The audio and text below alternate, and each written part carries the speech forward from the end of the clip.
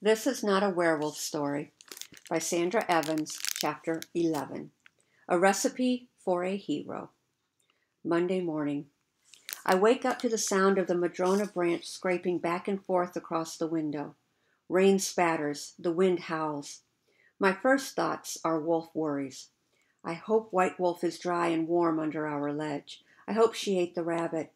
I hope the wound in her side is better and that the rain has washed the rest of the dried blood out of her pretty fur. Then I remember the lens and my lighthouse and Dean Swift's Eureka. The wind slaps the branches against the glass. The books are still spread across the floor. The dean said that the light brought the cougar. I sit up. I finally scratched that brain itch I got last night at supper when Dean Swift first mentioned the cougar. The cougar gave White Wolf that scrape. For a minute, I can't move again. Like last night when I thought Tuffman was lurking outside my door. This is worse, and it's true. A cougar attacked my mother. I can't lose White Wolf. I can't lose her, and I can't help her. I sit on the edge of my bed in my underwear. My back hunches so my elbows touch my knees, and my hands cover my face. My skin is cold, and my hands feel like ice. The feeling is called despair. Nobody can help us.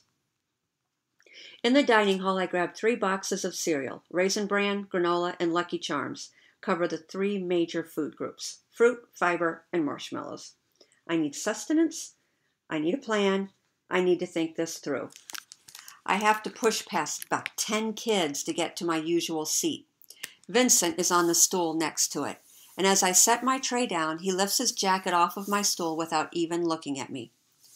Nobody has ever wanted to sit by me enough to save me a seat. I'm so surprised that it takes me a minute or two to notice that the weirdo counter is really weird today.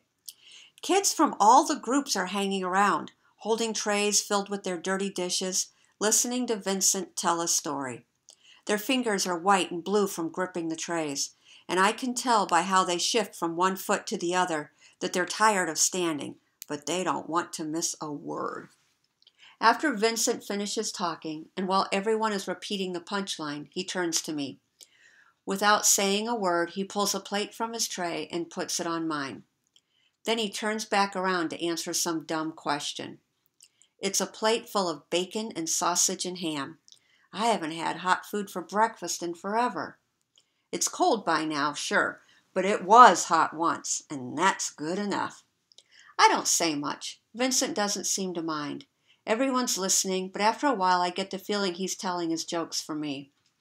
Yeah, he says when I finally crack a grin. I knew you'd be the only one to get it. We got the same sense of humor. All this time, I thought it was my fault that I couldn't figure out how to fit in. But now I see. You can't ever fit in like a number or a letter because friendship's not a puzzle or a cipher. There's no answer that you get right or wrong. You don't get friends. You are one. You have one. I stare out the window. Vincent keeps yakking away next to me, drawing a diagram on a napkin, making the weirdos laugh until they almost puke. You can't be a dummy and be that funny. He's got street smarts, is what my dad would say, the kind of smarts that keep you alive. Are you done? He asks as he scoots his stool back. When I nod, he grabs my tray and stacks it on top of his. Save my place at lunch, he says, picking up our trays and heading off. Maybe Vincent can help me protect my mom. I don't know how, but I think he would if he could. But how much would I have to tell him? I've got kitchen duty, so when I'm done, I put my plate on top of the other dirty dishes in the bus tub, pick it up, and head back to the kitchen. You like that meat plate special? Cook Patsy asks when I swing open the door. Thank you, I say. She looks at me for a second and then taps her head like she's got an idea. She pulls a cookbook from the shelf. You choose what we make for lunch, anything you want. And then if we have time, why don't you let me teach you some wrestling? I was state champ in high school. I stare at her, totally confused. Now Cook Patsy wants to wrestle me? Maybe it's a virus, a terrible pandemic, a contagion spreading through the teachers. Chokeholdococcus, penis studentitis. I clean the rubber mats and everything, she says. I look down at the black mats that cover the kitchen floor. All the little wet bits of food and slime are gone. It reeks of bleach, so that's good to know. When my face gets pushed into it, it will be very sanitary. I thought about it all weekend, she says. She looks worried. There are circles under her eyes. Then I understand. She doesn't want to squish my face into the mat. She wants to teach me to squish Tuffman's face into the mat. I can't let you get pushed around, she says. I can't let Tuffman bully you. But I respect that you want to solve your own problems. She lifts up the cookbook. It's the kitchen code. Follow the recipe, and my recipe always calls for a fair fight. So I'm going to teach you to defend yourself. But let me tell you, I don't think a fight between a teacher and a student can ever really be fair. So if I hear one more whisper of him picking on you, I'm going to the dean. She hands me the cookbook. You choose. I look down at it for a long time without opening it. She turns around and punches the button to start the dishwasher. Cook Patsy is trying to look out for me. I bet my mom would have talked to me like that too. A little sharp, so it sounds like she's mad, but she's not mad. She's worried about me. I open the cookbook. Whatever we make for lunch, I'm not chopping onions. My eyes are already watery. It's allergy season, I guess. I get a good idea. It must be all protein. Wait, I say. I race out of the kitchen and up to my room. I come back down with the recipe box. I mean, what if I don't die? She'd never know I wanted her to have them. She thumbs through the cards. Tuna surprise? I shake my head. Beef stew? I shake my head. She holds the box back out to me. What then? I've never really read the cards before. The sight of my mom's handwriting makes me smile and feel sad at the same time. I pick one card up just so I can touch it where she probably touched it. All that's between her hand and mine is 7 years. Cook Patsy watches me for a minute. Then she pats my shoulder and lifts the door on the huge dishwasher. Steam pours out. I feel her glance over at me. I look at each card. There's no order to the recipes. It's not alphabetical like apple pie to yam surprise. And it's not in the order that you eat them like appetizers to desserts. Meringues is the first recipe, and the one after is ham with pineapple. But I keep them like she left them. I want to read them the way she wrote them. They were my mom's, I say. Cook Patsy reaches up and hangs a pot on the hook above the stove. I figured as much. Let's make lunch a feast in her honor. How about that? I nod. My throat is tight. I take the next 2 cards without looking at them and hand them to Cook Patsy. Bacon and cheddar omelet. Now that's a good lunch for a Monday, she says.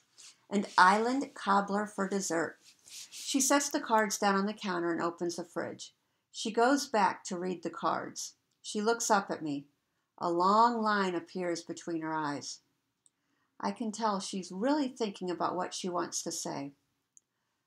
Raoul, was your mom a good cook? She asks. I mean, do you remember actually eating the food she made for you?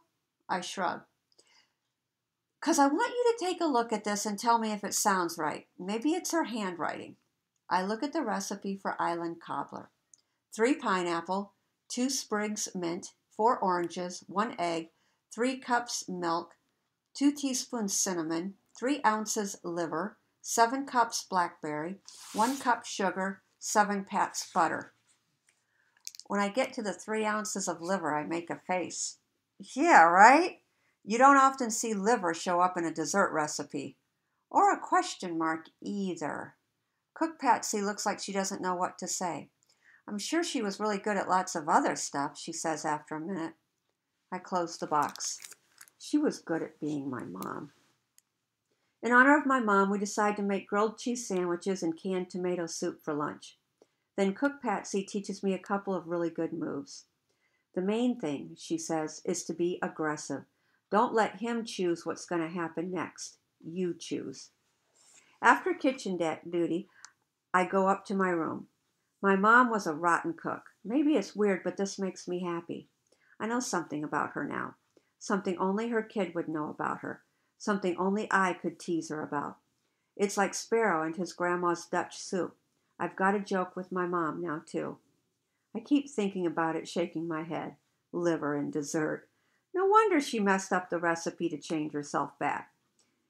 Have you ever taken a joke too far? That's how that thought makes me feel.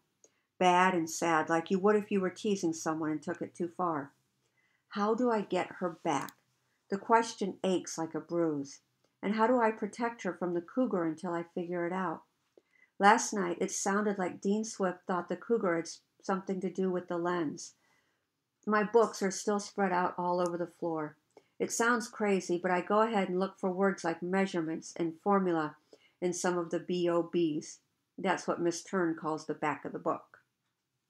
I find a few pages listed for the word measurements in a book about lighthouses during the Civil War. It turns out that in wartime, lighthouse lenses got taken apart so enemy ships couldn't navigate the coastline. After the war, some lenses got put back together wrong. That's not a big surprise, since all 1,000 prisms have to be angled in just the right way. If the measurements are off, the beam won't be very strong. It reminds me of what Dean Swift said about making the beam more powerful. I squint to remember how he said he figured out the correct measurements. Did he really say he found them in a secret book by Fresnel? I'm pretty sure the title was something like The Generative Power of Light. I pull out my dictionary. Generative is the adjective for generation, and that means to bring into being or existence, so to make something live. I think about it for a while. Light makes things live, but why would that be a secret? Even little John knows about photosynthesis. We've all put dirt, water, and a bean in a plastic cup and set it in the light or out of the light or to the side of the light. The sprout is phototropic. That means it will grow toward the light. I sigh. It's hard to believe that Dean Swift thinks the light made the cougar come here, like a sprout turns to the sun. A cougar is not a bean. Maybe I didn't hear him right. I feel like a dog biting his tail, going around in circles. My mom and her wolf skin, and me and mine, the cougar, and a light made by a flame, and 1,032 prisms. Then I stop. My mind sits down. It's all very simple. Who knows when Dean Swift will light the lens, or why he thinks the cougar has turned toward it? I can't control that, just like I can't tell my mom where to find her human skin. But I do have a choice. There's one thing I can choose to do that will keep my mom safe and give us more time to figure out her recipe. I can get rid of the cougar. A funny thought comes to me. You want a hero, Marianne? You're looking right at him.